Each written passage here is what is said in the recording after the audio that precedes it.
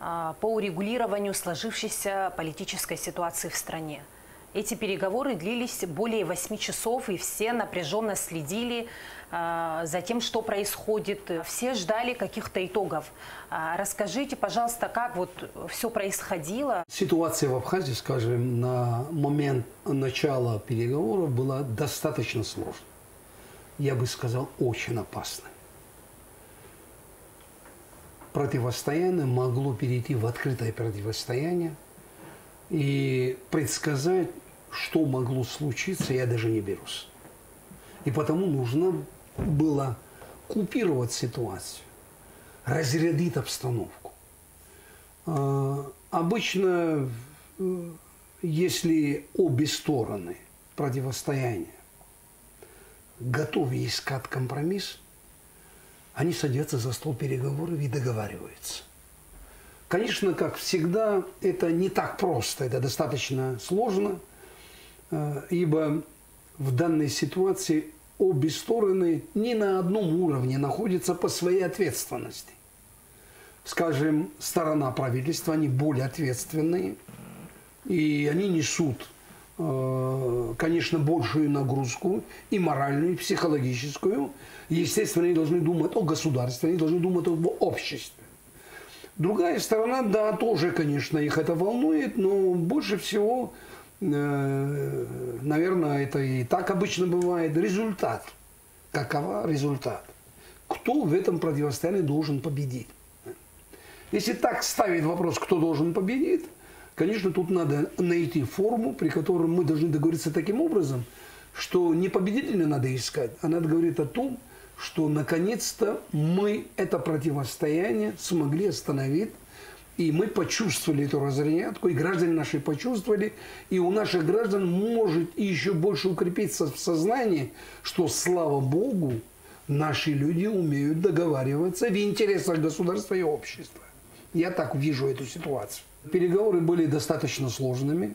Я в разное время участвовал в разных переговорах, но, пожалуй, в моей жизни это было самое тяжкое. Переговоры, скажем, когда-то с грузинской администрацией это было, значит, это был один уровень напряженности, да, где я по-другому себя чувствовал. И тут, когда я ответственен не только за одну сторону, я ответственен и за другую сторону. Потому что по обе стороны стоят наши граждане, наши люди. Мы должны заботиться о наших молодых людях. Какова будет их будущее, какой пример мы им показываем. Ведь с напряжением вся наша Абхазия, все этнические группы, живущие в Абхазии, ждут от нас, какова будет результат. И потому, конечно, здесь надо было очень и очень ответственно подходить к переговорам. После первого раунда переговоров, когда стороны высказались и дали оценку ситуации, оппозиция ставит вопрос о том, как она видит разрешение этой проблемы. Согласиться сразу с этим предложением мы не могли, потому что там были моменты, которые никак не устраивало, наверное, так скажем, наше общество в целом. Мы должны об этом думать. Не власть, да, власть устраивает, не устраивает, общество, люди. Мы взяли тайм-аут. У нас была серьезная встреча в резиденции президента, временная, я подчеркиваю, вот, где, в принципе, мы нашли взаимопонимание со всеми основными крупными игроками. Президент проявил мудрость, премьер-министр проявил мудрость, люди, скажем,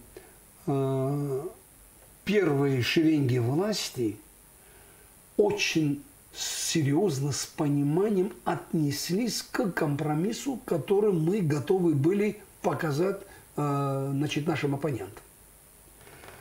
Конечно, для этого пришлось очень много поработать.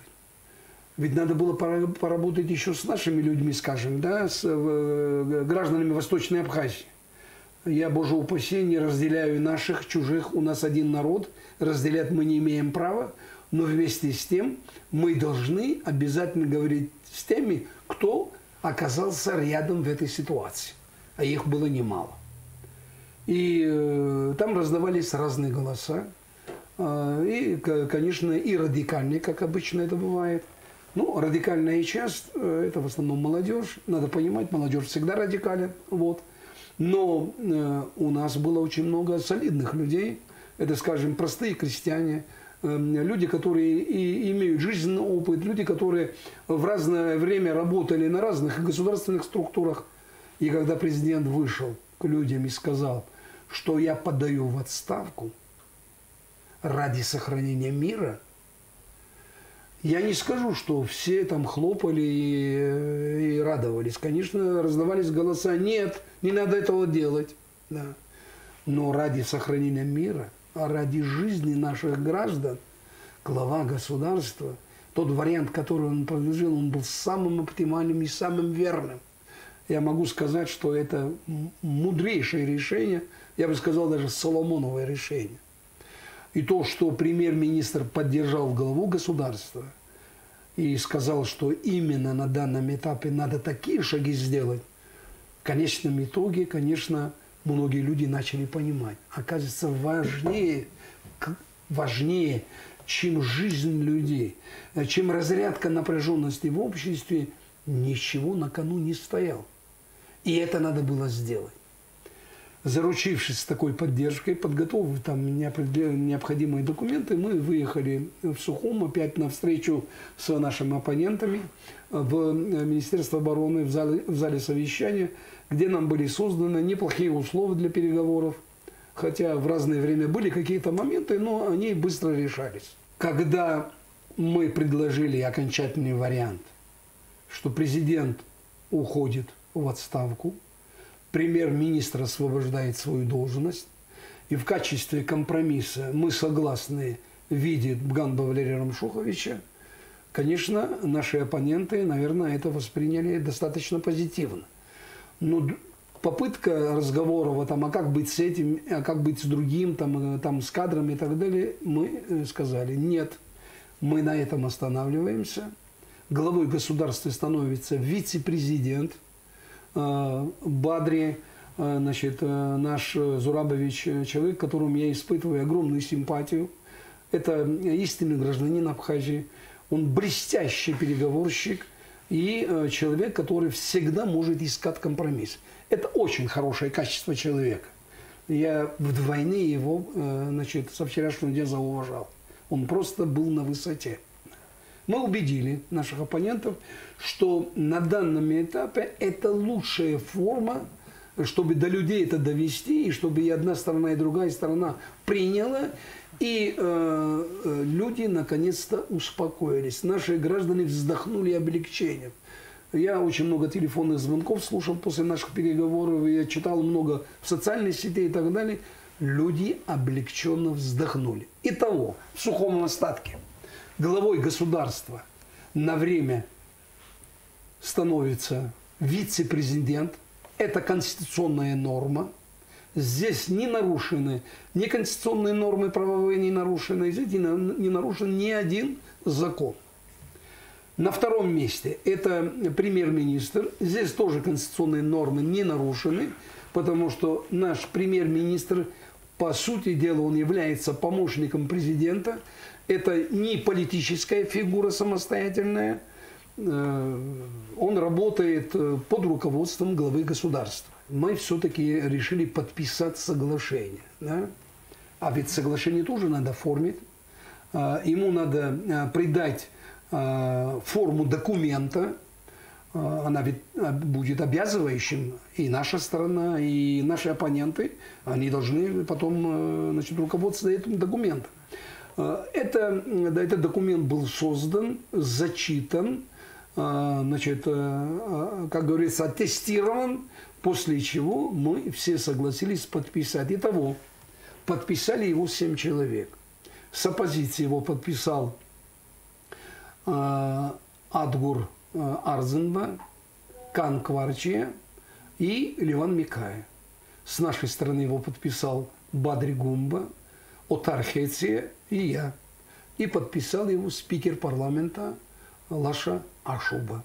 Потому что он был модератором, он вел нашу встречу, и его подпись крайне необходима была в этом документе. Переговоры – это очень тяжелый процесс.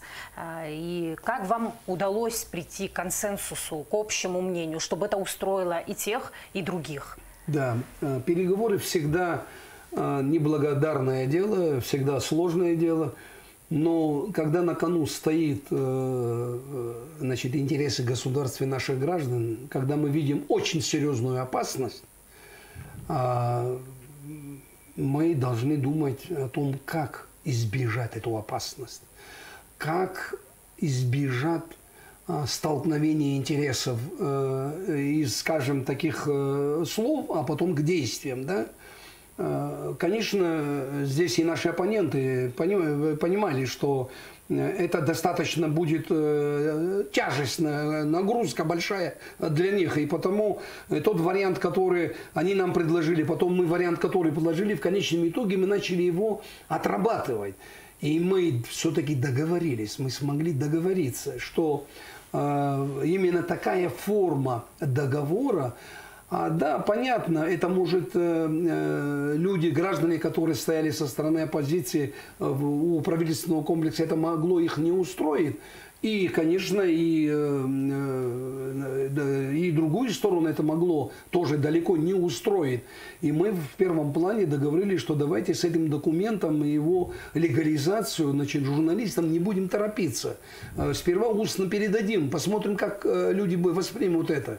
И вы знаете, вот я так вижу по социальным сетям, люди у правительственного комплекса это приняли очень хорошо. Песни пели, танцевали, гимн Абхазии, да, этому радуюсь я. Слава Богу, что люди поняли это и так далее. Но вместе с тем и другая сторона тоже, она тоже приняла это. Я разговаривал с многими людьми, в частности, с нашими гражданами, которые охраняют комплекс телевидения. Они сказали, ну что, если это, значит, выход из ситуации, выход из кризиса, и мы этим можем остановить противостояние, значит, надо идти на это. Потому что люди, которые охраняли комплекс телевидения, это в основном были взрослые люди. Люди, которые войну прошли. Они знают цену человеческой жизни, да? Где-то какая-то молодежь и так далее, совсем мальчишки, так? И этот мальчишка держит в руках автомат. Он никогда из этого оружия, может быть, не стрелял, да? Может по ошибке что-то сделать, да? А это может стать роковым для нас всех. Конечно, мы понимали тот груз ответственности, который лежала и на наших оппонентов, и, естественно, лежала на нас. Здесь не договориться нельзя было никак. Нам надо было обязательно договориться. Я просто, пользуясь случаем, хочу обратиться ко всем нашим гражданам и к политикам, да, и руководителям общественных организаций. Когда мы людей выводим на улицу, на какие-то протесты, мы должны сотни раз продумать все варианты, что может случиться, насколько будет легитимным наш поступок, насколько люди могут быть послушными, или они выйдут из послушания, и народ станет неуправляемым. А ведь это произошло у правительственного комплекса, когда люди ломали окна, двери там, и так далее, ворвались. А это же абсолютно было потеряно управление над ними. Но и представьте себе, в такой ситуации силовые структуры должны были применить оружие. Значит, должно было быть, значит, гибель людей. А как бы это отразилось на нашей будущей жизни? Ведь наш этнос, он очень чувствительным к таким делам. Пролитая кровь, она долго остается. Не зря абхазы говорят «аща баом, аща псом». Уйдари из худства, уйзагвак ракамларов, уйзагвак лархалаз геризик из хану бжани йо, ири худыйку авар тахара, авар гвакра авар царава, аха уйзака имцет хайхабы ибет ихаз это глазаще, абжир штыфимхам, уй хвартадзе, иззревит. Яшали хахцама, сима, яшали хахмзадзе, да. حراسي تخوزي حرا حنتكارا خوشيك أتصبحشي ويسا ستبقى جي مصعيرا Atsa pahçıydı işte, abri ariyashara, işte abri akahikul dışakala, habo dışakala, hüntkarla tsurago, akatsardari hentop, akasrezla sahavala, psınınahız, yirhobрём, апсва эйчавер рушоза. Оказывается, абхазы могут договориться, оказывается, они могут прийти к консенсусу, оказывается, они могут выйти из такого глубочайшего кризиса. Это тоже плюс, и я обращаюсь еще раз. Мы должны каждый раз задать себе вопрос. Выводя людей на тот или иной митинг, мы должны понимать, чем это может закончиться. Мы должны более ответственными быть. Мы обязаны быть ответственными. Судьба людей в руках у руководителей. Он должен понимать, к чему это ведет. И потому, я думаю, события, которые произошли, она должно стать уроком как и для власти, так и для оппозиции. На данный момент вот этот кризис, которого все боялись, его удалось купировать. Но что нас ждет дальше? В настоящий момент правительственный центр освобожден. Люди должны вернуться к своим рабочим местам. Вот. Конечно, там многое будет не хватать, это все надо будет приобретать, очень много документов ушло оттуда. Я пользуюсь случаем, хочу обратиться к людям, которые забрали документы. Есть документы прямого доступа, есть документы для служебного, значит, исполнения, есть документы секретные. Если эти документы достались вам, их надо вернуть в госучреждение обязательно. Сделайте, пожалуйста, это крайне необходимо.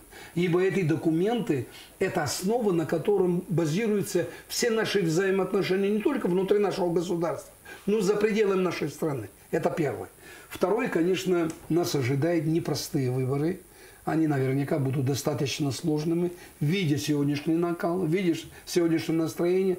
Но мы должны сделать все возможное, чтобы не было противостояния. Мы должны привыкнуть к мысли, что побеждает тот, кто смог убедить людей, что он принесет большее благо обществу и государству, чем его оппонент. Если мы это сможем сделать, если люди это примут, и люди проголосуют, а проигравшие это примут и скажут: да, ты выиграл, и мы тебя поздравляем, тогда, значит, этот урок сегодня не просто так прошел. Мы из этого урока извлекли, значит, достаточно, значит, хороший вывод. Да, я надеюсь, я очень надеюсь, что наши выборы пройдут, мы изберем очередного президента, он станет во главе государства, и Абхазия должна дальше развиваться. Ведь знаете, в какой ситуации наша власть оказалась многие годы? Можно бездействовать, ничего не делать, да? Тогда мы все хором скажем: правительство бездействует. Можно на какие-то шаги пойти, на какие-то переговоры, на принятие каких-то документов, на принятие каких-то законодательных актов. В какой-то степени к любому документу можно придраться, что здесь ущемляет права наших граждан, здесь мы можем землю потерять, здесь можем территорию потерять и так далее, и так далее. И этим можно долго спекулировать и раздражать наше общество. Но если мы правильно будем подходить ко всему этому, я думаю, что здесь были допущены ошибки, мы должны работать с собственным населением, мы должны до людей доводить идею каждого документа. Хотя, уверяю вас, невозможно тот или иной проект до каждого человека довести. Я просто человек советской эпохи. Я вспоминаю, в советское время были по-другому все это делалось. Был государственный плановый комитет, который разрабатывал программу развития того или иного региона. Постановление правительства, средства выделены, есть организации, которые это реализовывают. Не всегда у крестьян спрашивали, может это и плохо, а может даже хорошо. Не всегда люди знают, что хорошо для нас, а что плохо. Не всегда люди это знают, это надо всегда учитывать. Это должно решать наша элита, политическая элита. К сожалению, его у нас нет. У нас даже нет сформировавшейся интеллигенции. Вы посмотрите, как наша интеллигенция тоже оказалась такой разбитой, да, половинчатой. Я, например, не увидел людей, кто людей призывал к разуму. Наоборот, все пытались как-то ситуацию накалять, а этого делать нельзя. Если элита в стране есть, политическая элита, интеллигенция, техническая и так далее, они должны быть на первом плане. Это они должны давать оценку тем или иным действиям. Не просто обыватель, там, скажем, с улицы, да, которому все равно, что будет, или он не знает вообще что. Конечно, в первую очередь, это должна быть элита. Конечно, здесь ответственность политических партий, общественных движений очень высока. Вы посмотрите, вот когда этот кризис начался, Общественная палата, в котором, кстати, я тоже, значит, участвую, они приняли очень интересный документ. Очень интересный. Этот документ, она прошелся по всей Абхазии. Практически все его прочитали. К чему мы призывали в этом документе, в этом обращении? Мы призывали нам находиться в конституционном поле, все согласно нашей конституции, с законом решать проблемы, чтобы не было противостояния. Это мудрое решение, мудрое решение. Она дала свои какие-то всходы, дала. И наши переговоры, это было продолжением этого дела. Но пусть в Общественной палате сейчас носы не задирают, но они все-таки задали этот тон. А это очень правильно. И этот тон задал, и переговоры начал Сократ Рачевич, человек мудрый, человек, который прошел огромную жизненную школу. Это человек, который был и дипломатом, и был главой парламента, и главой правительства. Вы понимаете, я, конечно, к его предложениям, к его слову, я всегда прислушиваюсь, потому что это мудрый человек. И нам надо всегда находить таких людей, кого послушать. А я хабу дохига матаасвахадзем. А у аззиру дохазуру бакуташа хаблаша районаша дохазуру пауви ажил рабха югглана ажил рчахузхо. Абаси кахцарейгу бабри хари хагут. Абри встазара гидзигейгни ханацотха абаси чажа ва хамазару.